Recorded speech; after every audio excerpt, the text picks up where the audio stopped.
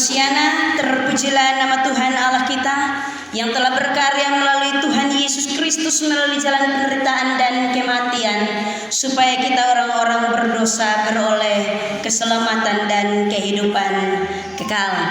Bapak Mama, saudara orang beriman yang sangat diberkati oleh Tuhan Yesus Kristus, shalom.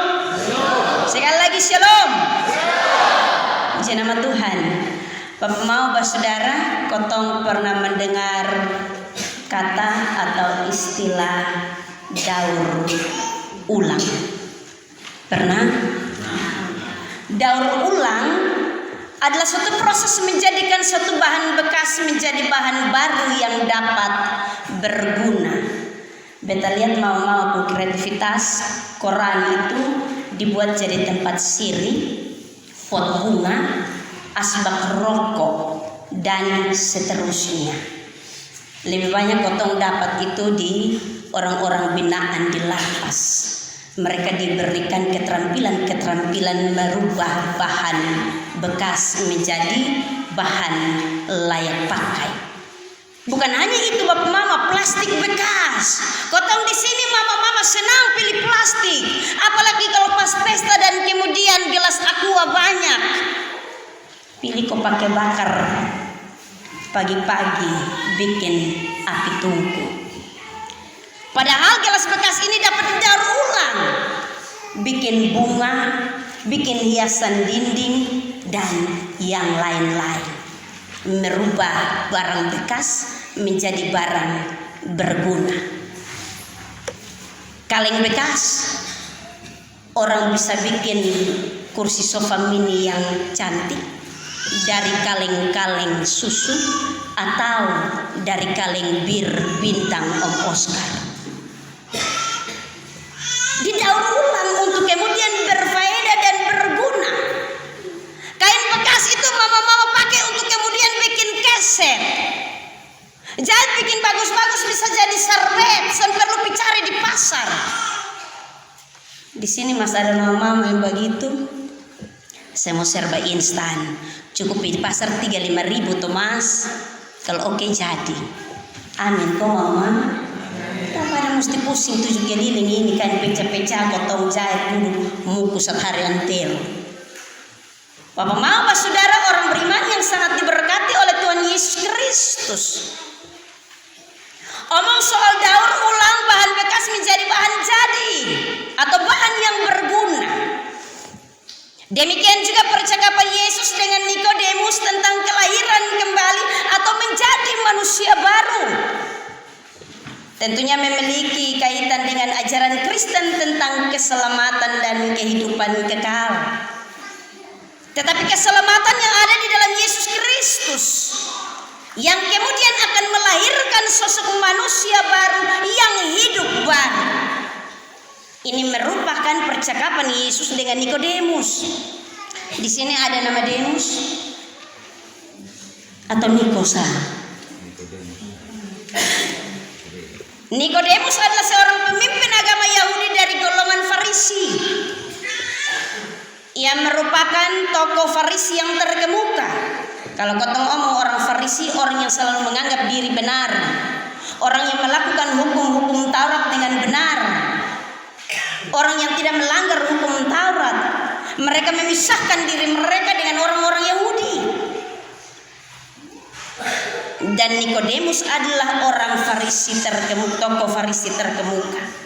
Dia merupakan tokoh anggota Sanhedrin atau penguasa dari orang Yahudi. Dia bukan orang biasa pada masa itu. Sama kayak sekarang dia tokoh agama. Kalau di pemerintahan dia memiliki jabatan-jabatan khusus. Nikodemus bukan orang biasa. Tetapi tentunya Bapak Mama, Pak Saudara orang beriman bahwa Nikodemus sementara terganggu dengan apa yang sementara Yesus perbuat melalui karya-karya penyelamatannya. Pada bagian ayat yang kedua dari firman Tuhan ini Bapak Mama orang beriman, kalau kita membaca firman Tuhan ini, ia datang pada waktu malam kepada Yesus dan berkata, Rabi, kami tahu bahwa engkau datang sebagai guru yang diutus Allah. Sebab tidak ada seorang pun yang dapat mengadakan tanda-tanda yang engkau adakan itu jika Allah tidak menyertainya. Nikodemus sementara terganggu dengan mujizat-mujizat dan tanda-tanda ajaib, tanda-tanda heran yang sementara Yesus buat ketika itu. Kok beta yang guru besar sonde bisa, sekolah teologi sonde bisa. Yesus ini, beta majelis jemaat seberapa periode Am Alek? 4 periode maten fi. Nak lo. 2 hari lagi kotong sulai. Berapa periode Bapak Pilai? Ini banyak. Main. Kotong yang sudah punya pengalaman tentang kehidupan pelayanan, tahu banyak hal tentang kebenaran, tapi kotong sudah bisa buat tanda-tanda dan mujizat seperti yang Yesus buat. Itu yang ada dalam benak Nikodemus ketika itu, Bapak saudara orang beriman. Dia begitu terganggu dengan kehadiran Yesus dan juga pengajaran Yesus. Karena itu Nikodemus datang dengan malam-malam. Malam-malam itu dengan tujuan yang baik. Bapak PJ keluar malam itu dengan tujuan yang baik. Nikodemus mau cari kebenaran tentang Yesus. Bapak Luther sampai itu mata itu kan terlalu melek-melek mata malam-malam. Akhirnya hari potong lihat jelas. Nikodemus berjumpa dengan Yesus pada waktu malam. Bapak mama Pak saudara orang beriman yang sangat diberkati oleh Tuhan Yesus Kristus. Kenapa sehingga firman Tuhan ini mencatat dia berjumpa dengan Yesus pada waktu malam? Ini merupakan suatu simbol ketidakpahaman dan juga suatu keadaan di mana Nikodemus sementara ada dalam kegelapan secara iman. Dan dia butuh untuk memperoleh transformasi atau perubahan atau terang saat berjumpa dengan Yesus. Nikodemus butuh itu. Bukan jalan tengah malam cari yang terbaik dong, Om Oscar. Itu ada di sini. Nikodemus mencari sesuatu yang berbeda yang ditampilkan oleh Yesus. Karena itu Bapak saudara orang beriman yang sangat diberkati Tuhan. Kalau kita melihat latar belakang Nikodemus, dia bukan orang biasa. Yesus menyapa Nikodemus sebagai guru atau rabi atau pengajar. Tetapi juga tentunya Nikodemus menyapa Yesus sebagai guru yang diutus Allah. Sama-sama belajar dan tahu tentang kebenaran. Tetapi tentunya bahwa Nikodemus tidak memiliki pahaman yang benar tentang arti kehidupan kekal dan keselamatan yang sementara Kristus kerjakan. Karena itu dia memberanikan diri untuk bertanya kepada Yesus. Perikop ini berbicara tentang percakapan antara Yesus dan Nikodemus, seorang guru Israel. Mereka memperbincangkan tentang realitas surgawi, suatu ajaran yang belum terjangkau oleh pandangan Nikodemus. Dia belajar tentang hukum Taurat, tetapi dia tidak dapat menjangkau apa yang Yesus buat ketika itu. Karena yang dia lihat dengan pemahaman jasmani, bukan dengan pemahaman imannya kepada Yesus. Yang Yesus lakukan tentunya membuat Nikodemus terheran-heran. Minta ampun, seorang anak tukang kayu bisa buat mujizat dan tanda-tanda heran. Bapak mama saudara orang beriman yang sangat diberkati oleh Tuhan Yesus Kristus. Tentunya bahwa hal ini tidak dapat dijangkau dalam pandangan Nikodemus. Karena itu Yesus berbicara tentang kebenaran yang sejati. Yesus berbicara tentang keselamatan. Yesus berbicara tentang kehidupan yang bersumber dari Allah. Ini yang tidak dipahami oleh Nikodemus. Sama juga dengan kotong. Kotong pikul Alkitab tiap hari Minggu. Baca pidatang-pidatang. Tapi untuk kotong memahami dan mengerti terlalu sulit. Bahkan kadang-kadang ada yang tafsir ikut di pemau. Apalagi kalau pas dipimpin kebaktian begini Om Os, berarti ada tersuka 2 atau 3 orang di sana, lu mati. Dia mulai tafsir pakai dia pun isi otak. Itu dia Om dia pun cari begini-begini sana. Ju pulang, ju di jalan, ju di penjara nanti begini sang. Tanya kenapa? Tahu lah itu sukena sakit apa lah. Karena di atas mimbar dia hanya begini sana. Bapak Mama saudara orang beriman yang sangat diberkati oleh Tuhan Yesus Kristus. Dari percakapan Yesus dengan Nikodemus ini kemudian muncul 3 hal penting dalam karya penyelamatan Allah bagi dunia dan manusia. Ada 3 hal penting yang muncul dalam percakapan itu. Yang pertama Bapak saudara, Yesus omong soal kehidupan kekal. Kehidupan kekal ini bukan kehidupan yang fana, suatu kehidupan yang tidak tergantikan dengan apapun juga. Kehidupan yang tidak binasa. Dan kehidupan kekal itu datang dari Allah bagi tiap-tiap orang yang berkenan saja. Bapak Mama majelis, tiap-tiap orang yang berkenan. Kehidupan kekal diberikan bagi tiap-tiap orang. Ini hal penting yang pertama yang tentunya Yesus tekankan kepada Nikodemus. Bahwa kehidupan kekal itu dapat diperoleh dari karena begitu besar kasih Allah akan dunia ini. Karena begitu besar kasih Allah akan dunia ini. Tetapi kasih itu diberikan kepada orang-orang yang percaya kepadanya. Orang-orang yang tidak percaya, tunggu doa kloter berikut. Kalau waktu lihat bilang catatan bisa dari 12 tahun turun 1,6 bulan, bisa. Atau dari hukuman seumur hidup pindah ke hukuman seumur mati, bisa. Bapak Mama saudara orang beriman, kehidupan kekal itu diperuntukkan bagi orang-orang yang percaya, supaya mereka tidak binasa melainkan beroleh hidup yang kekal. Ini yang menjadi tolak ukur bagi percakapan Yesus dan juga Nikodemus. Ini merupakan hal terpenting yang pertama yang ditekankan oleh Yesus. Yang kedua, Yesus menekankan tentang tidak berada dalam penghukuman, supaya setiap orang yang percaya kepadanya tidak binasa. Omong soal kebinasaan, omong soal penghukuman. Dan penghukuman itu akan datang berkaitan dengan apa yang kau bikin di atas muka bumi. Yang kau bikin baik kau son baik, yang kau bikin jahat kau son jahat. Yang kau bikin melawan kehendak Tuhan atau sonde, hidup dalam dosa atau tidak, melakukan pelanggaran-pelanggaran atau tidak. Kalau kita melakukan apa yang berkenan, maka kita tidak akan berada dalam penghukuman kekal atau tidak binasa.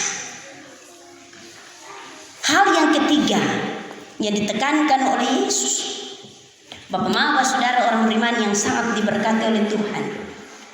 Hal ketiga yang ditekankan oleh Yesus, dia berbicara tentang tengah terang. Karena itu barang siapa yang percaya, ia tidak berada lagi di dalam hukum. Barang siapa yang tidak percaya, ia berada di bawah hukuman, sebab ia tidak percaya kepada nama Anak Tunggal Allah. Dan inilah hukuman itu terang telah datang ke dalam dunia, tetapi manusia lebih menyukai kegelapan daripada terang, sebab perbuatan-perbuatan mereka jahat. Nikodemus tidak paham dan dia berada dalam kegelapan. Dia membutuhkan terang hidup, dia membutuhkan terang yang sesungguhnya untuk kemudian dia ada dalam pembaruan hidup yang baru. Bukan kemudian dengar dan setelah itu pulang kotong sudah berubah. Bukan ketika dengar kemudian pulang kotong tidak ada komitmen untuk hidup baru. Yang Yesus tekankan di sini adalah soal terang. Ingat bahwa terang tidak dapat bersatu dengan gelap. Ingat bahwa orang yang berada dalam gelap dapat melihat terang, tetapi orang yang berada di dalam terang tidak dapat melihat gelap. Kedua hal ini tidak dapat bersatu. Karena itu kau harus punya konsekuensi untuk memilih, punya prinsip untuk memilih. Mau hidup dalam terangkah atau mau hidup dalam gelap? Mau hidup dalam kehendak-kehendak Tuhan ataukah kita hidup mengikuti keinginan-keinginan dan kehendak kita? Bapak Bapak Saudara, orang beriman yang sangat diberkati oleh Tuhan Yesus Kristus dengan kebenaran firman-Nya. Dan karya keselamatan itu yang akan merubah kita melalui kelahiran kembali sebagai suatu peristiwa iman yang menjadikan dan mengubahkan hidup. Kelahiran kembali itu menjadi suatu peristiwa iman yang mengubahkan hidup kita, yang menjadikan kehidupan kita menjadi baru. Sehingga dalam konteks bagian firman Tuhan Injil Yohanes pasal yang ketiga, ayat yang pertama hingga ayat yang ke-21, dilahirkan kembali atau dilahirkan dari atas, merupakan tanggapan kita terhadap karya Allah dengan memperhatikan dan juga dengan memperbaharui diri agar menjadi manusia yang baru. Perubahan ini terjadi dalam seluruh aspek kehidupan manusia. Hal inilah yang tentunya akan dipahami untuk kemudian diperbaharui oleh Nikodemus ketika Yesus menjawabnya dan berkata, "Aku berkata kepadamu, sesungguhnya jika seorang tidak dilahirkan kembali, ia tidak dapat melihat kerajaan Allah." Penekanannya ada di situ. Jika seorang tidak dilahirkan kembali, maka ia tidak dapat melihat kerajaan Allah. Kata dilahirkan kembali ini sangat mengganggu Nikodemus. Pasti kotong juga terganggu toh. Sampai hari ini ada yang belum tahu dilahirkan kembali. Nikodemus bilang, bagaimana mungkin seorang dilahirkan kembali kalau ia sudah menjadi tua? Dapatkah ia masuk kembali ke dalam rahim ibunya? Jawab Yesus, "Aku berkata kepadamu, sesungguhnya jika seorang tidak dilahirkan dari air dan roh, ia tidak dapat masuk ke dalam kerajaan Allah. Apa yang dilahirkan dari daging adalah daging, dan apa yang dilahirkan dari roh adalah roh." Bapak Saudara, orang beriman yang sangat diberkati oleh Tuhan Yesus Kristus, kata-kata dilahirkan kembali secara rohani diartikan sebagai lahir dari atas, dan Nikodemus memiliki kebutuhan itu. Kita juga memiliki kebutuhan itu. Kita butuh untuk lahir kembali, hidup baru, hidup yang diperbarui. Nikodemus saja yang seorang tokoh agama ketika itu, dia butuh itu dalam kehidupan nyata. Apalagi ketong yang hanya sekedar baca Alkitab sambil lalu, yang hanya kalau butuh dulu berbaca Alkitab, pas mau kirim surat atau mau ketik SMS kasih metua, baru kemudian ingat amin Rasul Paulus berkata-kata dalam Korintus, "Aku mengingat engkau di dalam doaku," dan seterusnya. Iya, Nikodemus tentunya benar-benar melihat ini sebagai suatu kehidupan untuk kemudian dia ada dalam perubahan hati yang baru, suatu transformasi atau reformasi rohani yang baru. Lahir baru atau lahir kembali adalah suatu tindakan Allah yang disediakan bagi setiap orang percaya, bukan hanya Nikodemus waktu itu, tetapi bagi setiap orang percaya kelahiran baru itu menjadi kebutuhan bagi kita. Bapak Saudara, orang beriman yang sangat diberkati oleh Tuhan Yesus Kristus, lahir baru jika seseorang bukan hidup menurut cara hidupnya, tetapi lahir baru ketika seseorang berani untuk kemudian meninggalkan cara-cara hidup yang lama, yang masih hidup dengan cara-cara duniawi, yang masih hidup di dalam dosa, kemudian mengambil komitmen dan keputusan baru untuk hidup di dalam kasih dan terang Kristus. Bapak Saudara, Nikodemus berjumpa dengan manusia baru setelah dia bercakap-cakap dengan Yesus, setelah perjumpaan dengan Yesus yang kemudian merubah kehidupannya. Dia bukan hanya membangun percakapan tentang kehidupan iman, tetapi kemudian dia mendapatkan sesuatu yang abadi dan sejati yang akan tidak diambil daripadanya, itu kehidupan baru yang disediakan Allah baginya. Kehidupan yang sejati, kehidupan yang tidak tergantikan. Itu yang tentunya diperoleh oleh Nikodemus setelah percakapannya dengan Yesus. Demikian juga dengan kita Bapak Saudara orang beriman. Tentunya bahwa dalam kehidupan kita tiap-tiap hari kita diperhadapkan dengan pergumulan-pergumulan ini. Kita diperhadapkan dengan berbagai-bagai hal, di mana kita akan diperjumpakan dengan hal-hal di mana kita harus mengambil komitmen untuk menghindar. Tetapi mau maju pun kena, mau mundur pun kena. Kita diperhadapkan dengan hal-hal itu. Kita harus memiliki konsekuensi seperti yang diambil oleh Nikodemus dengan berprinsip yang benar.